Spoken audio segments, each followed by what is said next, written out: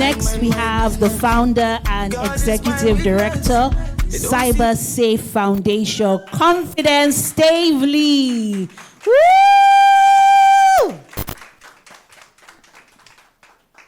And we have the founder of Nexusscale and a senior software engineer. A warm round of applause for Adora Nwodo. Woo!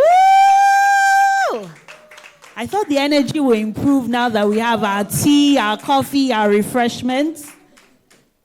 And to moderate this panel, would like you to applaud Lawrence Amadi, who is the partner and head tech assurance at KPMG Nigeria. Woo! So just before the panel discussion starts, we have a STEM video that will play. So please fix your eyes on the screen and enjoy the video. Again, we have about 50 minutes for the conversation, 40 minutes, I beg your pardon. So 30 or 25 minutes for the conversation and 10, 15 minutes for questions and answers.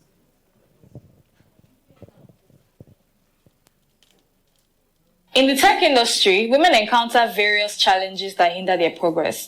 According to the NCWIT, women only make about 26% of the workforce. What this means is that women are underrepresented in technical roles because 26% isn't even up to a third of the population in the workforce. This gender gap not only limits diversity, but also makes it very difficult for women that are currently in that space to find leaders and role models for themselves. Another significant issue is the lack of support and the lack of inclusion. The Women in the Workplace study by leanin.org and McKinsey show that only 22% of women are in leadership roles in tech. This lack of representation creates barriers for women to access opportunities, resources, and the support they generally need to succeed. Work experience disparities also pose a major concern. Research from the Capo Center also states that women are typically assigned less complex tasks and are not recognized for the work that they do generally at the office. This typically would impact their skills development and their overall professional growth. Nexusscale has put in different initiatives to tackle the work experience problem that women face. First of all, we have the Future STEM Stars program, where we go to different secondary schools across the country to talk to young girls about STEM careers. The goal is to get them interested in STEM really early, connect them to mentorship so that they can grow into taking these careers on. But we know that this is a more long-term project, because if we're talking about fixing the gender disparity gap today, we can't be targeting girls in secondary school when they probably wouldn't get into the workforce until like 7 years from now. As a result, we have other programs that we use to help the women that are currently trying to get into tech or are into tech and are trying to find ways to succeed. Nexusscale also has an incredible internal women's community within the broader Nexusscale community. And one of the fantastic initiatives that the Nexusscale women community has is called Teach Us Women. The Teach Us Women initiative is encouraging women to actively engage in different initiatives and conversations while also sharing the different challenges they face in the workplace and also sharing the different things that they learn that could help other women within the community. By doing so, they can make a positive impact on different women within the community, and this can also lead to different people having conversations about different things they're passionate about. And the goal is to increase knowledge sharing as well as to get the women to network and grow themselves. It's really all about building a supportive community where women can inspire and uplift each other.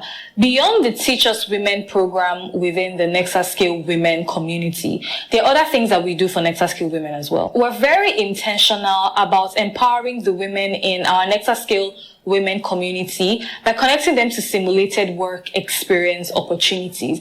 And we make sure that we have different apprenticeship programs for women catered specifically to the women in our community. We're partnering with organizations that also share the broader goal that we have to empowering women.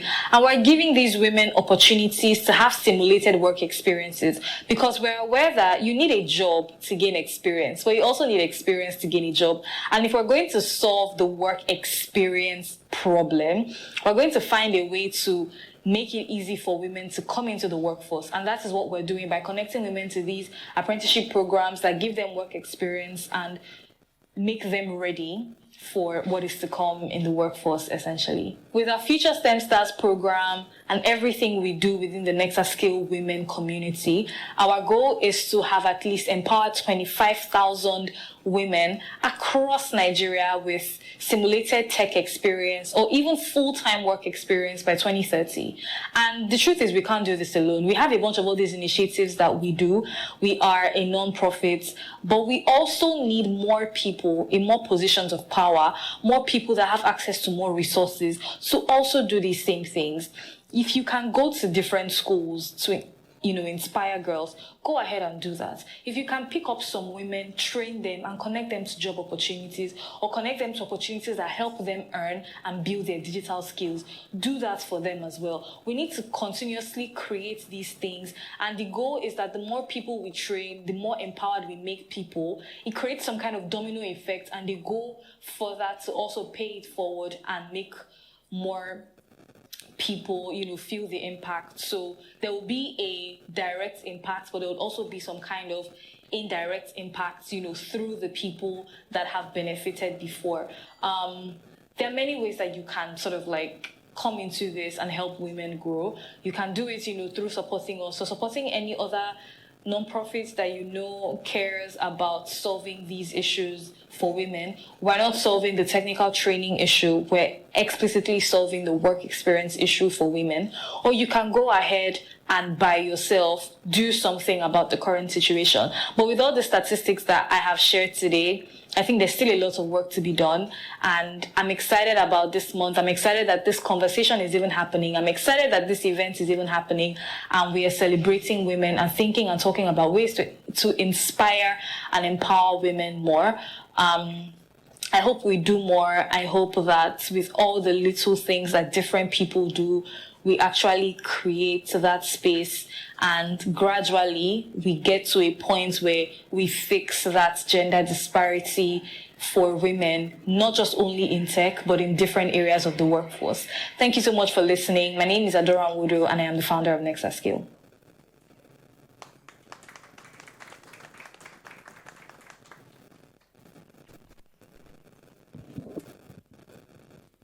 Good afternoon, everyone. Okay, so I understand Adora will be joining us virtually. Do we know if she's connected? Okay. All right, so let's get started. So we've seen the video from Adora, and she's supposed to be one of our panelists. But I have Jade Sola, and I have Confidence. And these are powerful women who have excelled through science and tech. I see a few of us are still standing.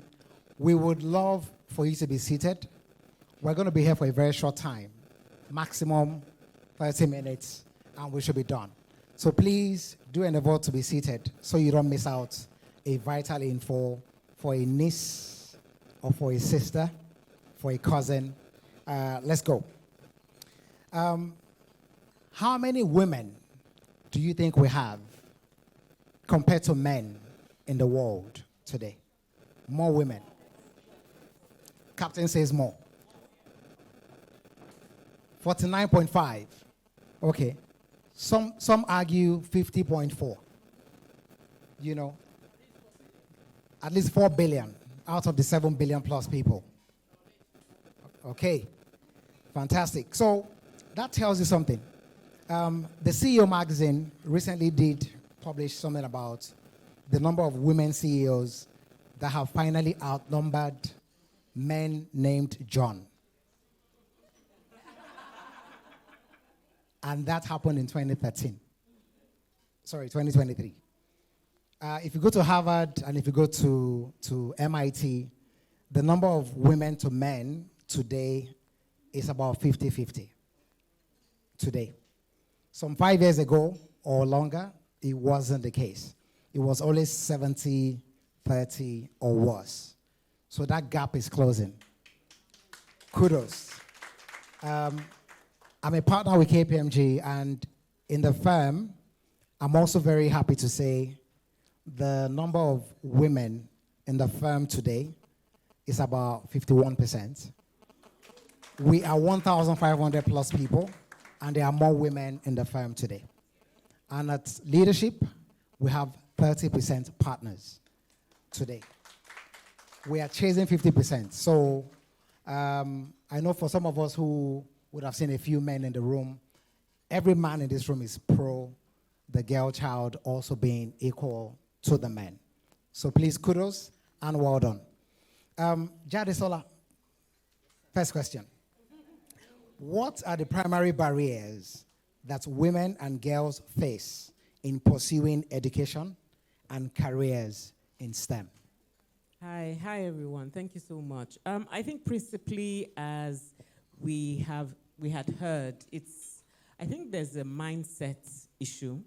I think obviously there's a stereotype issue that, girls are supposed to do certain things, or there's certain careers that, are more accessible for women and girls. And I think even apart from cultural imposition, I think even from a parent's perspective, in the family dynamics, I like to think that that's changing, but probably not fast enough.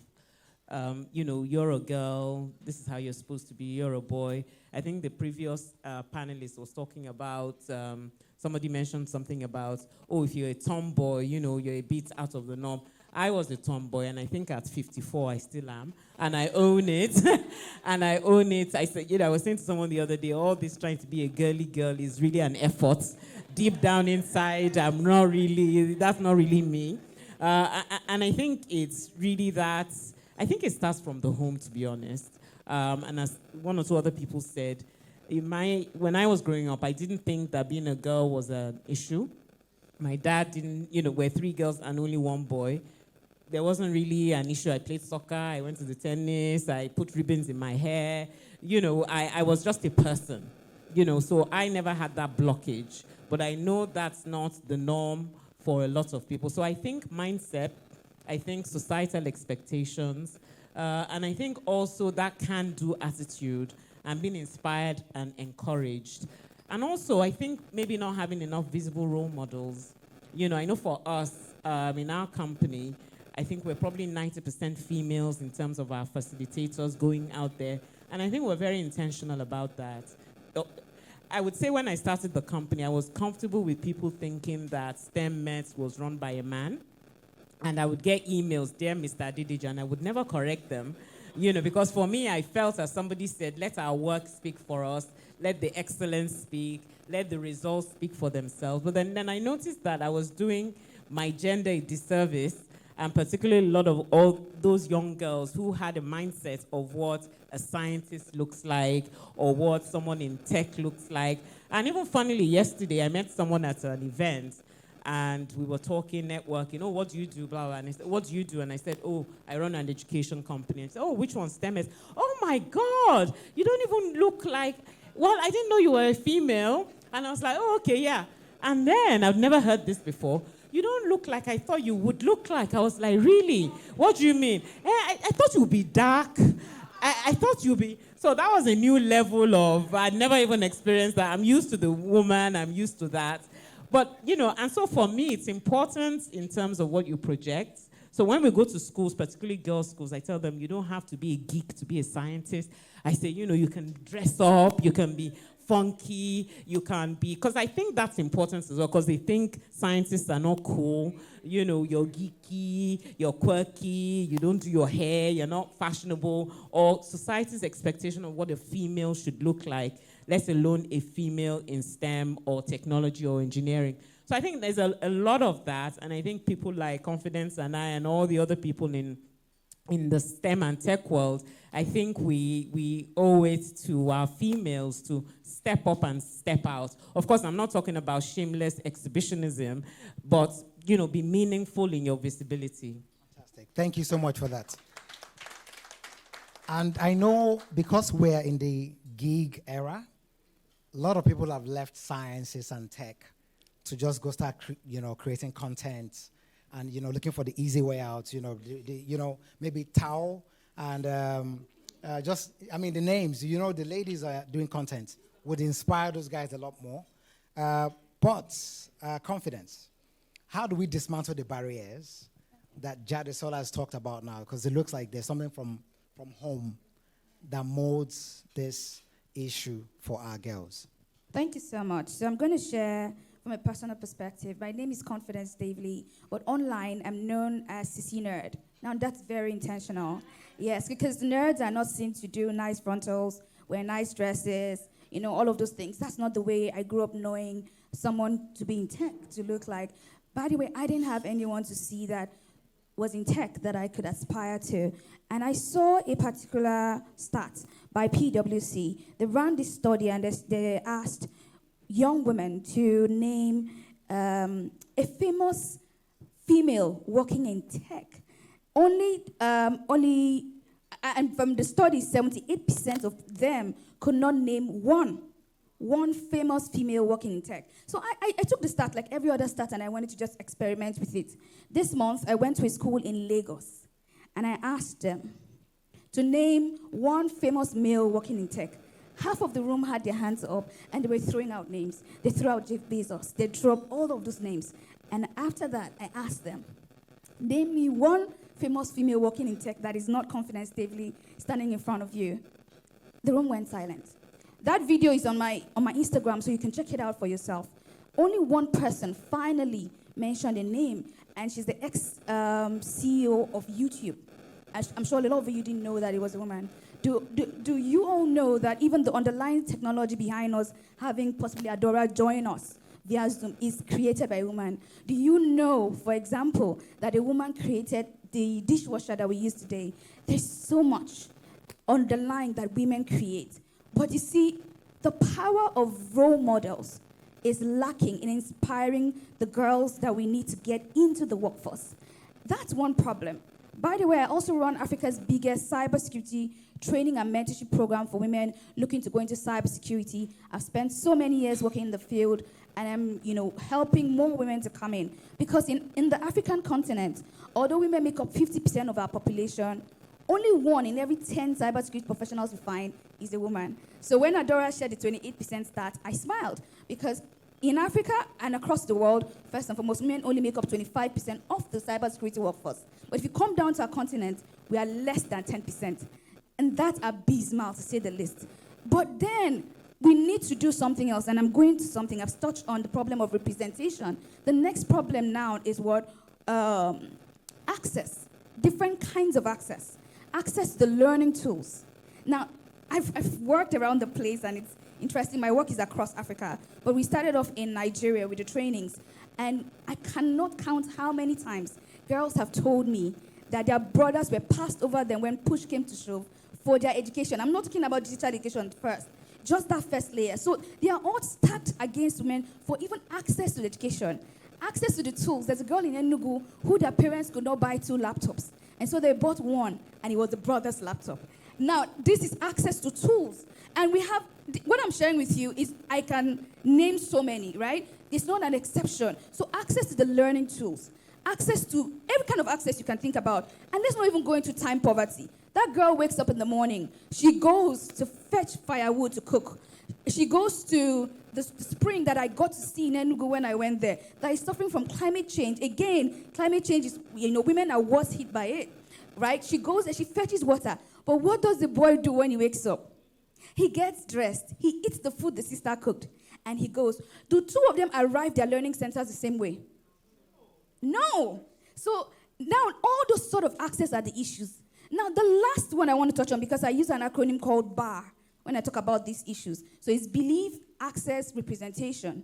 Now, with belief, if I do not believe that, as a woman, I can aspire to be here, I can thrive. I mean, I have won so many awards, and generally I describe myself as the most celebrated cybersecurity leader out of the African continent. And the awards have been across the world, right? But then, with all of those things, It took me having to tell myself that I can do this. And I was lucky to have a father like Daddy Sholas. And please, I want to just have us put our hands together for all of the allies we have in the room, because you couldn't tell me nothing. My father made me feel I could walk on heads whenever I want to. I could do anything I wanted to do. And that disparity wasn't there until I started hearing certain things. I'll share again another personal story. I had won this award and I came home and my father said to me, I was 7. He said, in you, I have 10 sons. I had no clue what he meant. But when my parents were at the point of investing in me, learning computer skills, I overheard one of his friends, say, why? She's going to take up another person's name in the future. Why are you spending all that kind of money? So when someone said here, I was like, that's my story. And so women first do not believe that they have what it takes to thrive. And let me tell you, it's not exactly only a woman's problem in terms of imposter syndrome, but women are worse hit. And so what have we done through the Cyber Girls program we've been able to do? Aside this training program that we're able to do, we have been profiled by the World Bank as a program to scale. We're currently in a study with the World Economic Forum and all of that success that we've recorded. But what we've been able to hack, that is not just the training, is the belief system. Hacking that is the hardest part. We've been able to get a girl who was serving tables at a pizza restaurant in South Africa to work in the cybersecurity team at a company listed on the stock exchange. All of those in less than a year. The only reason we're able to achieve all of that is we created belief systems that boost that, a community that's able to boost that, right? We have a mantra where they're able to tell themselves what they really are. Enough shared quite a lot, I'm going to drop the mic, right? But that belief system is something that we need to break.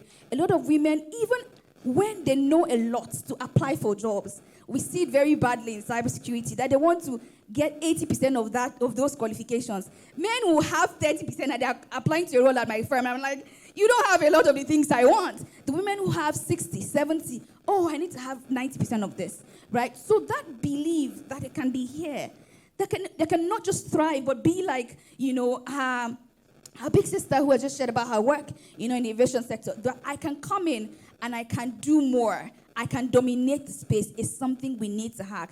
But it will not happen all of a sudden. It's a journey. We need to start young. And that's why I would forever applaud the work that Shola is doing here as well. Because need to start young. We need to also be able to do whatever we're doing and connect them right into the workforce. Thank you so much. Thank you very much, Confidence. I think you took on question 2, 3, 4, and 5 in responding to that question. But again, I think we came prepared. So Jadesola does have a few things to speak to. Jadesola, how important is mentorship and role models, in supporting and advancing women and girls in STEM? I think it's critical, and I think I touched on that earlier, the importance of, seeing what is possible. And you can't really aspire to something that you don't know, right? And the importance of people like us being as visible as we can. And also being deliberate through some of the programs that we run. In the past, we've run, girls-specific programs and camps. We run after-school clubs, we run holiday camps, but it's really been deliberate. And in fact, Bilkis, who isn't here, her daughter came to one of our first Girls in STEM camp. And what we did was that we just threw every program that we had, but then we brought in female engineers, female computer scientists, female people who are working in different aspects of STEM to speak to them. And these were, 8-year-old, 10-year-old girls at the time, so that they can see that this engineering thing or this technology thing is really attainable, and they can see other females doing it. And then I think secondly, even creating, one of the things that Dora said was even creating work experience opportunities. Over the last 3 summers, we worked with Pan-African University out of the engineering and computer science departments, and we take interns to come and work with us for about 3 months. So they are there also working in the trenches, so to speak, because again, work experience opportunity is not equally available. And the types of work experiences that you get. So we use that also as an opportunity for role modeling and mentorship for girls or for females in general. So I think, in summary, it's critical. And I think also a lot of women that are in leadership, particularly in technology, there are not a lot of them, but we're seeing 1 or 2 there. being visible and being available also to mentor a lot of the younger girls and, to let them know that it is possible and it can be a reality for them as well. It's not something that's unattainable. Thank you so much. For those of us that missed Captain Ruth's session, she spoke about being fearless. And, I couldn't get over the fact that she wasn't even worried about failing. Someone says, oh, what happens if you fail? But she looked and she said, there's nothing wrong with failing forward. So I was writing, Captain, when you spoke. I took notes as a diligent student. And I guess confidence, the next question, how would you encourage that resilience and the emotional intelligence that goes with the resilience to succeed? Because we know women and girls are sometimes a bit more emotionally wired than men. But how would you recommend that they channel this to succeed instead? I really, really like Captain Ruth's story because it really just points to some of the things I believe in, which is that we should lean to our strengths. And it reminds me of some of the key things my mom used to say. And I used it against her, by the way, sometime. When I was trying to talk her into letting me do tech as against going to study medicine that she had sold to me for so long until I thought it was my dream, right? And I know, right? And she used to say, you cannot outperform a passionate person. And literally, I translated that to whatever I find that I'm passionate about, I most likely would enjoy it so much that I would always want to give it my all. So I would first and foremost say, in the race to, thriving, doing excellently in tech, or in any other STEM area, I would say the focus first should be on exploring, opening up your minds, being exposed, like I was accidentally exposed to tech in the first place that changed the trajectory of my life. Just that exposure and then finding something that just makes the spark in your eyes come out, something that you love. And that way, you would do it with every bit of your fiber. And that whole emotional thing that women have is a strength because it depends on that perspective you look at it from. It's the reason why we're able to connect with people deeply. We're able to influence people deeply. And trust me, my work as a cybersecurity professional, just the fact that I'm able to lead with empathy means that even when other teams don't want to work with my team, when I'm in charge, they're like, we somehow get a way for them to collaborate with us, right? So there's that part of passion. The next part around passion as well is being immersed in a community that helps you grow. Right? Because if you're in a space where another woman is able to do this, another woman is able to do that, you're then able to find relatable ways that you can also hack your own situations, right? You can find an older woman, for example, speaking about mentorship, who has gone ahead of you. How did I get it done? You're able to apply it. And I'll go back again to my visit to that secondary school. While I was leaving, a girl that cannot be up to 18 years old came up to me and asked me, oh, I can see you're married. And I said, yes, I've been married for a couple of years. And she said, but I heard that when you're married, your career takes a hit. My heart sunk. Because honestly, for me, my career took a leap. That's why a lot of people don't know my maiden name, right? Because that was what happened for me. And so I shared some of the things that have worked for me. But for me as well, I just believe that if that question was asked to someone who had not gone ahead of her, who wasn't like her, who she couldn't see herself in, may not have been able to give her some actionable tips around that. So resilience could be trained. Resilience could come from shared experiences. And that's where I also believe that being immersed in those communities really does help. And so resilience is a thing also that women have as an innate strength. Please, if we talk about the pain we have to go through on a normal, even wearing your heels, come on, you wear them and you carry. But if a man wore those shoes, you're like, how are you surviving? So we have those things. It's just finding expression channeling it, and that will come from all other mechanisms as mentioned about, which is immersion in communities, aside, of course, spirituality. There's also making sure that what you're being resilient, you actually love it. So when the challenges come, you see them as stepping stones for where you need to be, and you also have that support system of people who understand what you're going through and are able to help you through those times. Thank you very much. It just means we've got to find the right support system, one, and marriage does not mean the end or the block of your career, in any way. I'll probably take my final question, and I'll probably want both of you to wade into this. How do we address the issue of gender bias? When I also looked at the CEO magazine's survey, Norway had the highest number of female CEOs or executives in the world, and Brazil had the least number of female CEOs globally. It means if you want to plan to go to Brazil to succeed, please think about somewhere else. How do we address the issue of gender bias and discrimination and the harassment in advancing the STEM agenda for girls and women? I think a lot of people have touched on already. I think visibility for women, I think opportunities and access for girls. And I think also the male allies need to speak up more. I think they need to, show up and really have that passion and belief that, it's a cause that is worth it.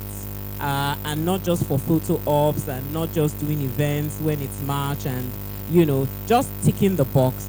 I think there has to be that meaningful aspect to it. And I think also our fathers, as we've both talked about, that our fathers really were instrumental in our mindset and shaping our mindset and view of the world. I know a lot of the young fathers are tech bros and really funky and all of that. And I think devoting that time to not just your female child, actually, to your children in general, and that belief system that really they can do anything. So that's really from the family perspective. From a societal one, I don't know. I think, with more of us showing up, I think that one is might take longer, particularly in our culture, because it transcends social economic status. So it's not just the big man in his big car. I think even, from our staff, I've had a driver who told me before, do you want me to take you to a guy's office so you can collect money for petrol?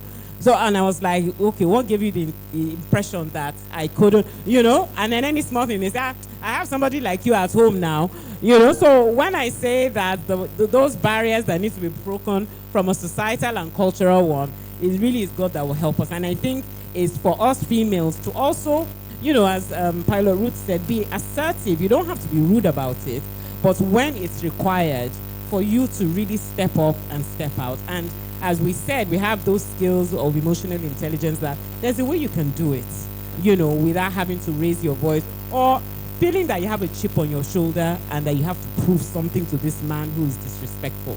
I think we can do it stylishly. I think we can do it with emotional intelligence. And I think we have to continue with resilience as well and not giving up and saying that there's no point. Also, lastly, in how we raise our girls, I know a lot of men actually have been saying, all this girl power and all this girl child, the boys are falling behind. And I'm like, yeah, what are you fathers doing? I'm sorry.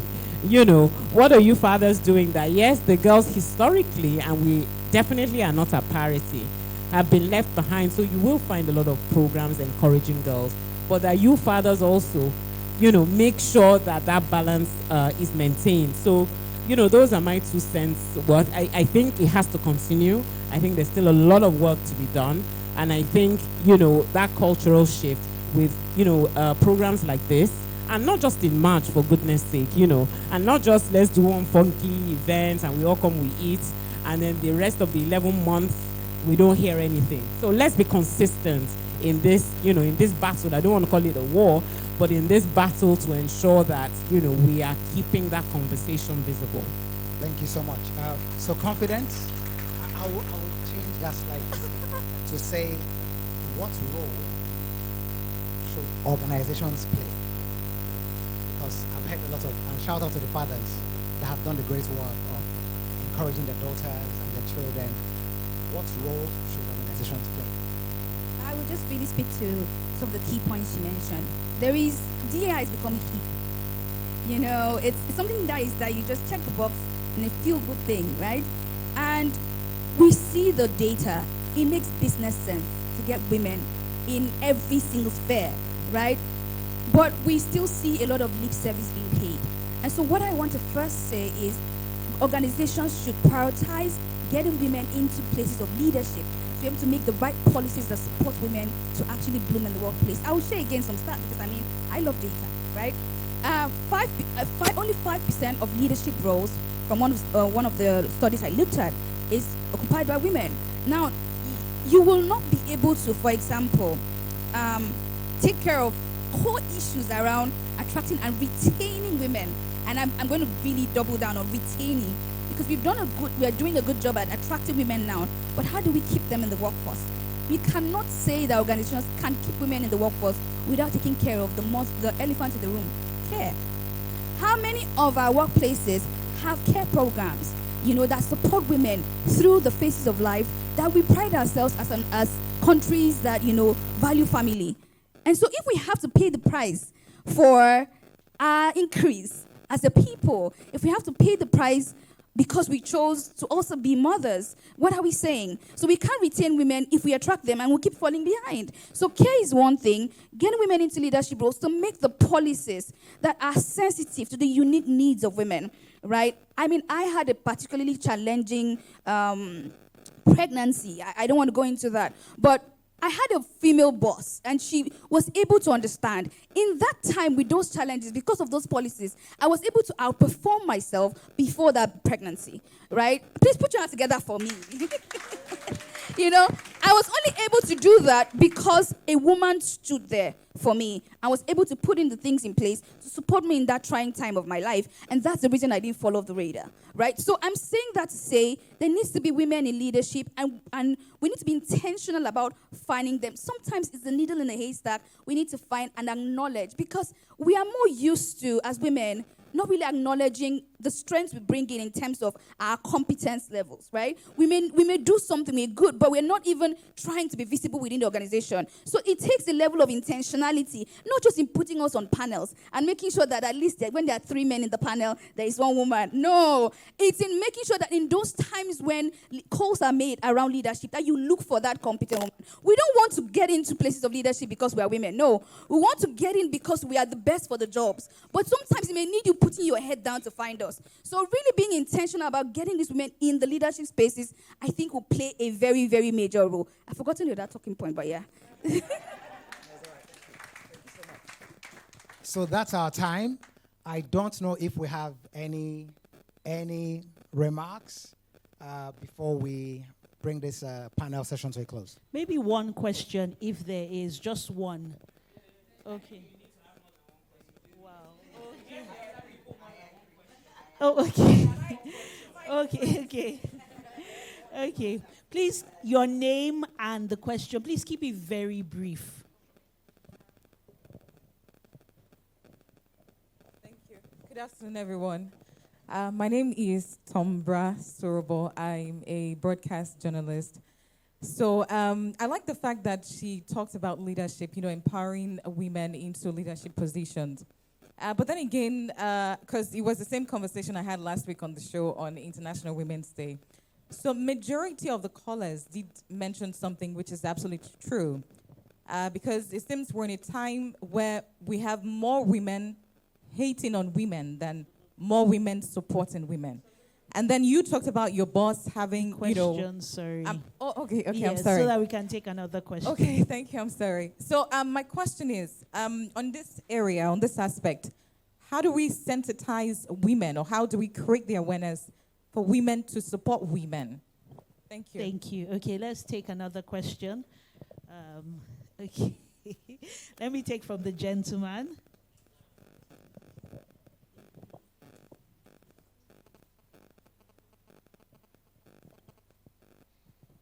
Good afternoon. My name is Tunde. The question that was asked the other time regarding the bias, gender, I wanted to ask because I tried to find a space to ask the question yesterday, but there was no room for that. So, have we thought about how in primary and secondary school we have head boy and head girl?